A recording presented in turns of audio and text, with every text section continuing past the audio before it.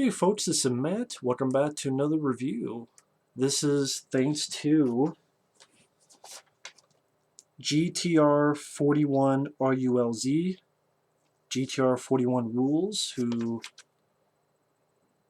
says, "Hey Matt, I recently watched this for the first time and I really enjoyed it. So when I saw it on your Amazon wish list, I had to get it for you. Enjoy and take it easy." Not sure if he wants me to say his real first name. I mean, I showed it, but you can barely see shit. It's Theron. Doesn't have his address or anything, so. Theron, if you're watching, thank you so much. Didn't expect it. Just came in the mail a while ago. I'm like, what's this? I'm like, oh shit. 976 Evil. And this is, I like that this actually has the cover from the old VHS tape, even with the, includes alternate home video version, and it's beat up like a VHS tape was back in the day. Now, for those who don't know, 976 Evil was the first film directed by Freddy Krueger himself, Robert Englund. And in case you're wondering, this is what the disc looks like. I guess if anyone wants the digital code, leave that up for a little bit. You can pause the video. I never use these, so feel free. And if you couldn't read that, it's 3KBYA4Y4 WBPVBTHO. I repeat, 3KBYA4Y4 WBPVBTHO. For anyone who wants to use it, feel free. I never use ultraviolet.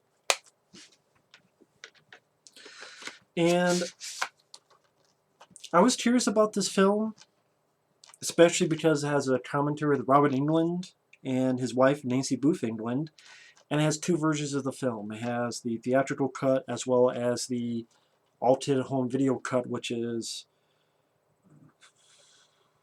how long? Around 10 or so minutes longer. I had not seen this film a long time ago, at least over 10 years, so I wanted to give it another look. I liked Stephen Jeffries as an actor. He was really good in the original Fright Night. He was in this film called Heaven Help Us, which I remember seeing the trailer, but I never saw the movie.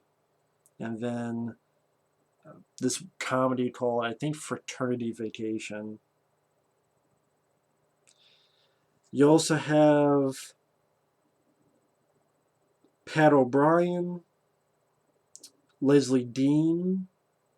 Yes, Leslie Dean, who would be with Robert Englund in Freddy's Dead, The Final Nightmare. Pretty much the gist of this story, you have... It starts out with this guy being chased around by this phone call and walks down this alleyway where there's this phone booth and picks it up, gets his ass fried and blown the fuck back in a big fireball explosion. I'm like, that's a way to open the movie. Now, 976 Evil, for those who don't remember, in the 80s, they had this thing where they had 976 numbers, where you could call and you could either get your horoscope, or if you want... typing because I don't want to get the actors' names, all the actors' names. If you wanted a sex hotline, or if you wanted to talk to Santa Claus, or you wanted to talk to a celebrity, it's what they call a premium rate telephone number system. They don't really do that anymore. I think they do like the area code 900 or like 1-900, blah, blah, blah, blah.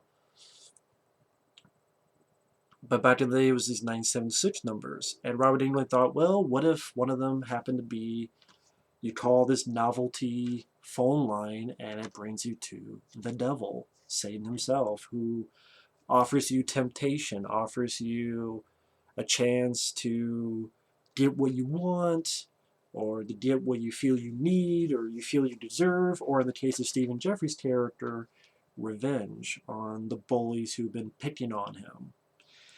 And there's been quite a few films that kind of do this kind of thing. Evil Speak comes to mind with Clint Howard, which was another film about a guy who was picked on and gets into the vein of Satan, the devil, demonology to get revenge on his tormentors, among other things.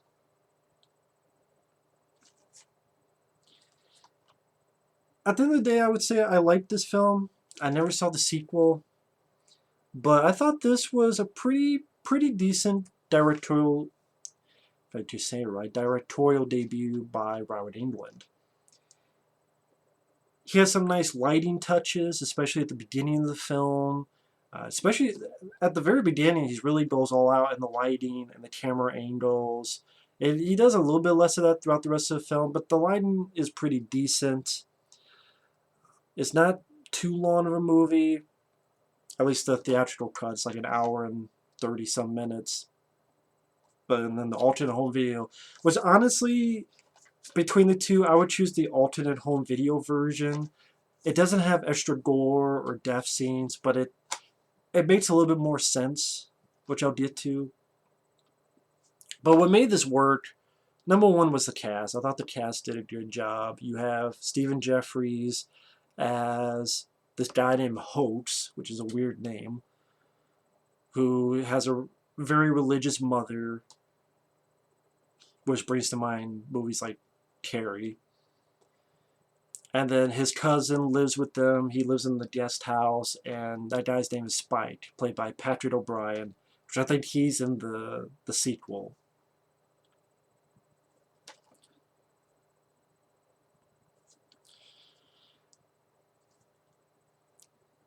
And Stephen Jeffries kind of looks up to his cousin. His cousin treats him okay. Like there's a moment where Stephen Jeffries getting beat up in the bathroom, and Patrick O'Brien helps him out and gets him out of there, gets him safe.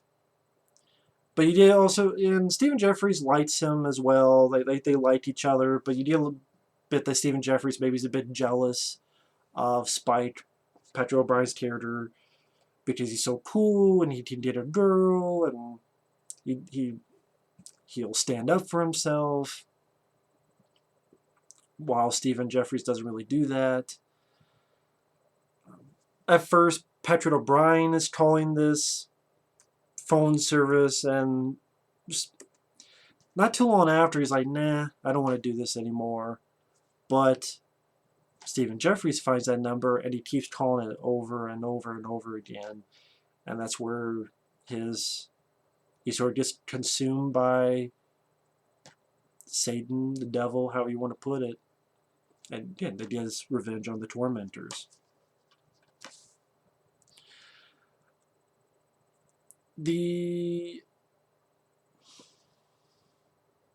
Stephen Jeffries does a really good job in this. It was easy to feel sorry for him at the beginning of the film, and as the movie goes on, I like the addition of how Kevin Yeager helped did the effects. You have this subtle change in his face as he gets more and more consumed by evil. And then at the end, I like the makeup that it has on his face. He's got these claws on his hands and his feet. The death scenes are pretty decent. He cuts one guy's hand, and when he finds him in the bathroom, he waves at the guy using the guy's hand that he cut off. He's like, bye-bye. There's one guy that he impales on a neon sign trident. There's a moment where people are playing cards and Stephen Jeffries has his hands behind him. And it's like, can I go in this game with a pair of hearts? And he has two beating hearts that he puts on the table. So you have fun moments of that. Pretty decent effects. The finale in this house where hell freezes over and everything's on ice and snow, and then stuff starts caving in. And for a budget, on the commentary, Robert Englund mentions that the budget was less than $2 million. And It's practical. It's done with miniatures and models. I thought it was fairly decent. I've seen a lot worse. I didn't mind it, and I like the idea behind it.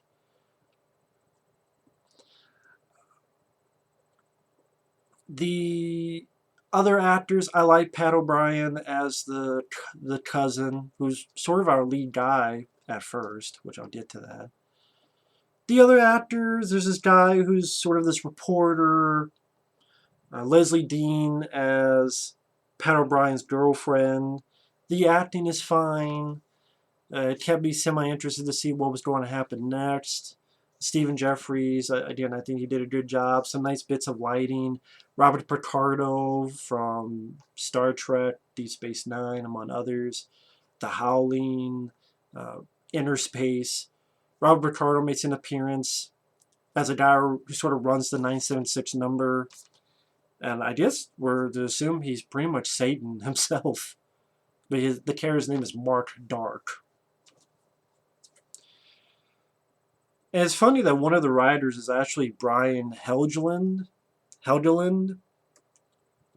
And for those who don't know, Brian Helgeland is the guy who won the Oscar for writing L.A. Confidential. And he was one of the writers on Elm Street 4. So that's probably where Robert Englund got in touch with him. But yeah, he got famous for winning the Oscar of L.A. Confidential. And he wrote Mystic River, wrote Man on Fire with Denzel Washington, wrote and directed that movie 42.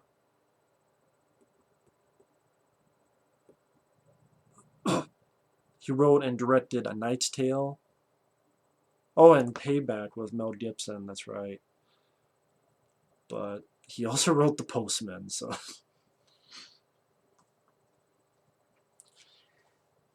Reason I'm sort of pausing is I'm trying to think, like, how much do I give away and how much do I not give away.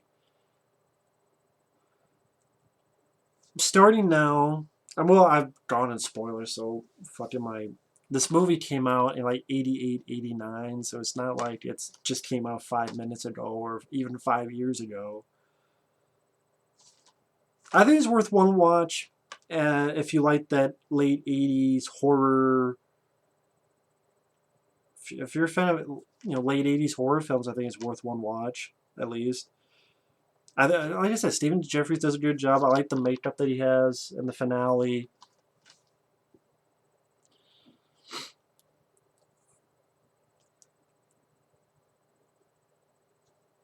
Some of the stuff that happens, like the Leslie Dean character, kind of leads him to these bullies who dump him in this dumpster, and he wants a little bit of revenge, and he just wants to scare her. So he knows she doesn't like spiders, so he scares her with the spiders, but then things go haywire, and she accidentally gets killed. And at least he's shot right after it. He's not like, boom, it happens, yeah. No, he's like, he's like, no. He does a better no than Darth Vader, I'll say that. He does a better no than fucking Revenge of the Sith. Or now Return of the Jedi if I get that shitty Blu-ray. Fuck that.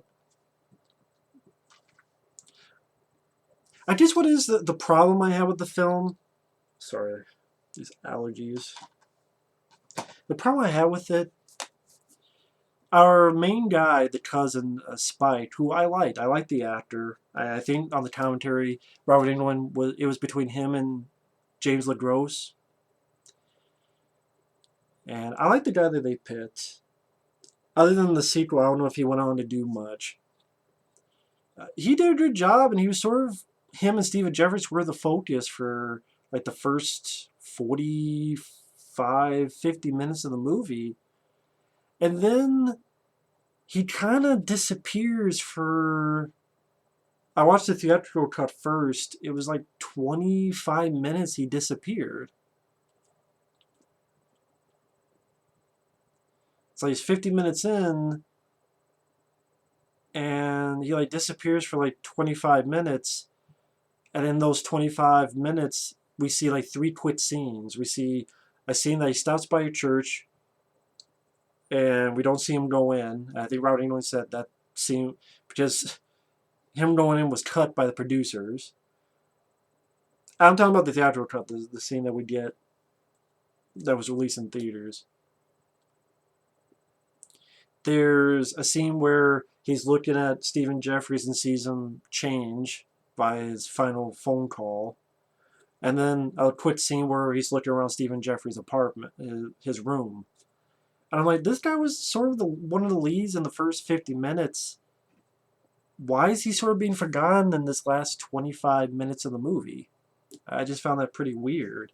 And also, like, the guy who plays this reporter who went there because fish fell from the sky by our main character's place, and the religious mother's like, it's a sign from God, and he came in writing a story about this, see what's going on, and he does some investigating. He's the guy who goes to see Robert Picardo. He also goes and sees the female principal. And I'm thinking, you know what, this reporter guy, like, the actor's not bad, he's fine, but the cousin could be doing all of this. He could be doing all of this. He could be the one checking out Robert Picardo and the service and seeing what's going on. He could be the one in the scene later where he comes back when no one's around and he realizes Robert Picardo's a bit full of shit. He's the one that could have been, hell, he could have been the one talking to the principal. And in the theatrical cut, you don't even see that conversation between the reporter and the principal. That was cut out. It's just we see that he goes in and it cuts away. And then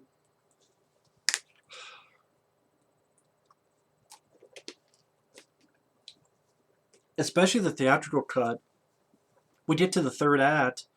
It's a reporter. It's this female principal that I swear to God in the theatrical cut, the shorter cut, you see her maybe, you're lucky if you saw her twice before the finale in the house where everything's ice and snow. Like once where she drives up for the reporter when he leaves the 976 place.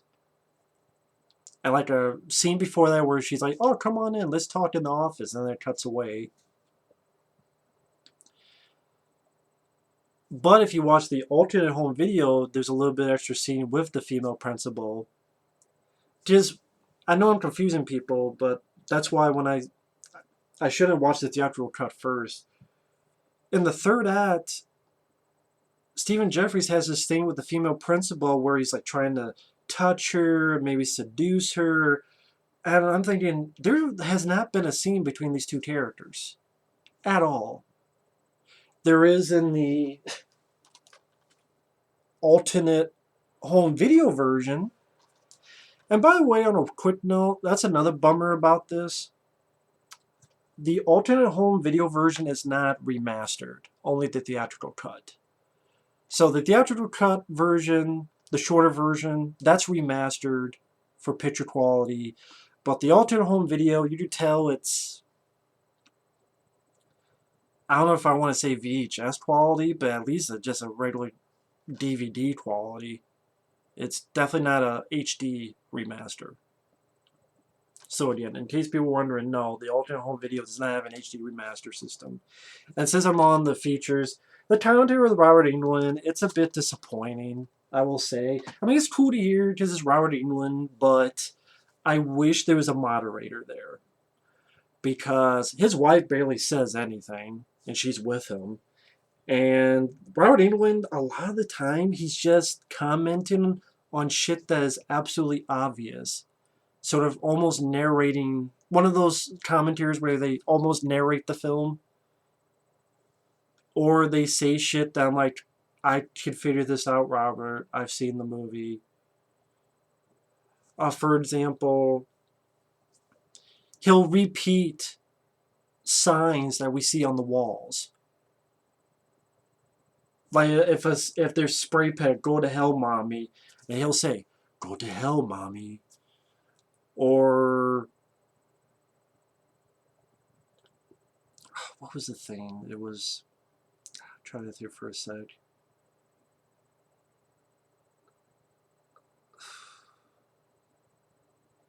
Oh, when Stephen Jeffries kills the guy in the bathroom, and then it pans and we see the toilet overflowing with blood. And he literally, Robert Englund's going, and we pan and we see the toilet overflowing with blood because it's been stopped up by the kill that Stephen Jeffries did. I'm like, I know this, Robert. Talk about how you team up. How did you come to direct the movie? That never is brought up in the commentary. Like, how did Robert Englund get a chance to direct? Who gave him the chance? Why did he choose this story? What made him interested in the script? What was it about this idea that he wanted to do for his first film? What did he want to accomplish with the movie? Was it? That's why I wish there was a moderator to ask him these questions, because he just goes on. Sometimes there's little bits of silence, and then he just narrates shit that's like, sadly, no shit, Sherlock Holmes. I can see what it is. You're just narrating what's on screen. It's not really an in-depth workings on the making of the film. Just once in a while you get little nuggets. For example, when you call the 976 number and you hear a guy's voice, that's Robert Englund's voice, just altered. Or James LeGros, he was a possible choice for the lead and he went with the other guy, the guy here for the cousin.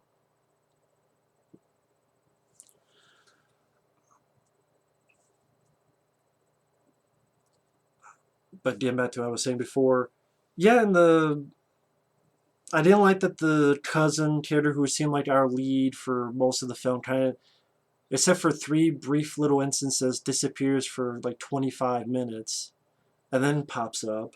The reporter guy, you could have just had the cousin do all the stuff. The female principal, especially if you watch the theatrical cut, she has no scenes with Stephen Jeffries, and then the other longer cut, she has one scene early on with Stephen Jeffries. And I'm like, is this a good enough build-up where she's one of the 3 main good characters at the end of the film? Like, we barely know anything about her. We don't know shit. At least in the alternate cut, there's a dinner scene between her and the reporter. There's a conversation between her and the reporter in her office. There's a scene that she tells to Stephen Jeffries. At least there's a little bit there. And the theatrical cut, that's almost all gone.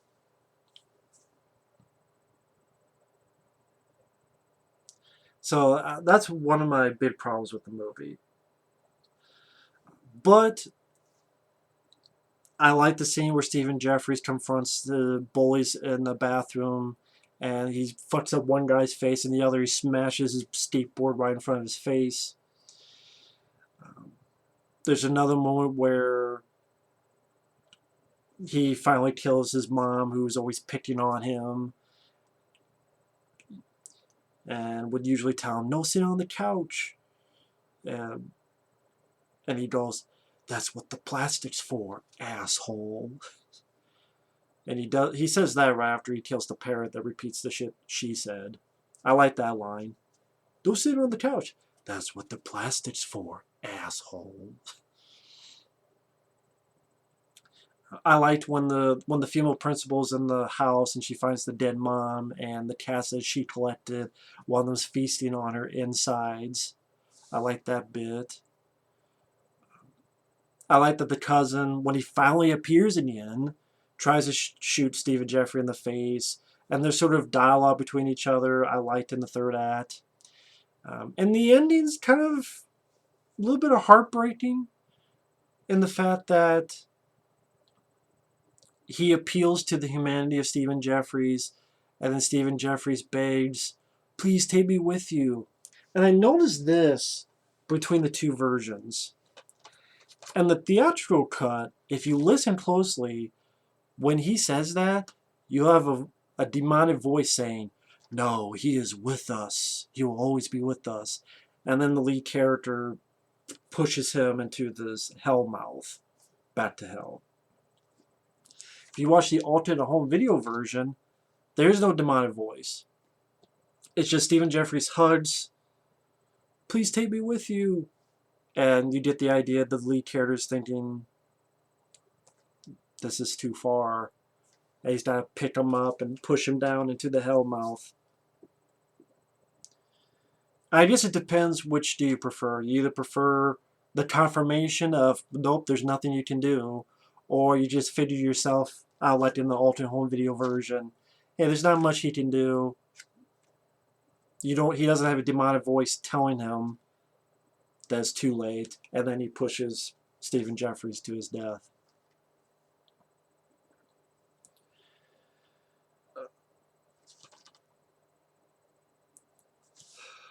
God, I haven't done this in a while. I'm so rusty. This review should have taken 15 minutes long. God. I apologize, fellas. I am really rusty on this. Positives, I like the lighting by Robert Englund. I like... the idea is fine. This phone number that you call and influence of evil falls upon you. The acting around the board is fine, especially Stephen Jeffries. He does a good job. I like the makeup effects that are there, the subtle changes, get into the final demonic look of Stephen Jeffries at the end of the film. The guy who plays his cousin did a good job. The finale was nice, decent miniature effects.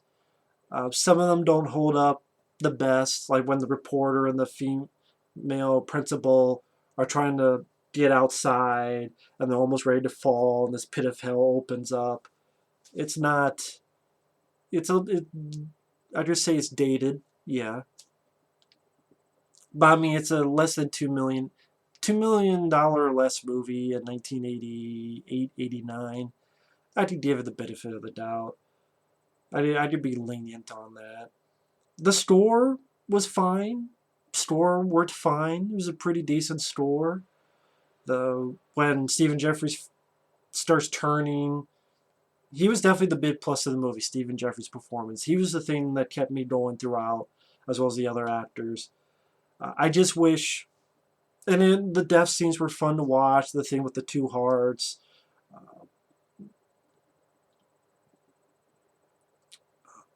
Killing the guy with his neon sign, Trident. Getting him impaled on that. That was fun.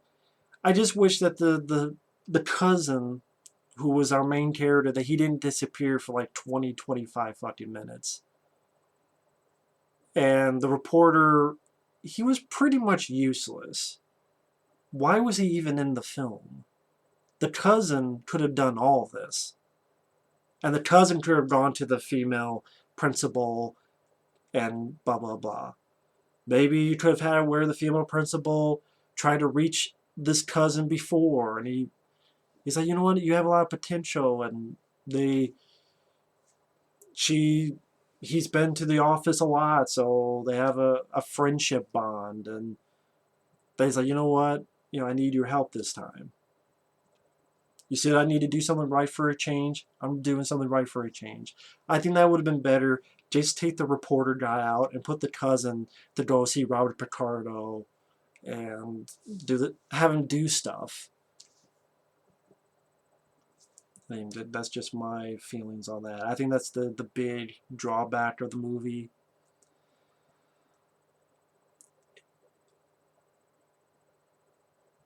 Saying that, though, this is still a fun flick. I'm glad I have this for the collection. I want to thank the guy once again. GTR 41 Rules. Good job on that. Good job. I got mixed up. God, I'm so fucked. I don't even want to post this bullshit review. Thank you, man. I was saying good job, Robert Englund, on the movie. I wish there was a moderator on the commentary to have a better commentary. But the effects, pretty well done. Stephen Jeffries does a good job. It's definitely a decent 80s horror flick. I'll say that. I liked it. It's a decent little story.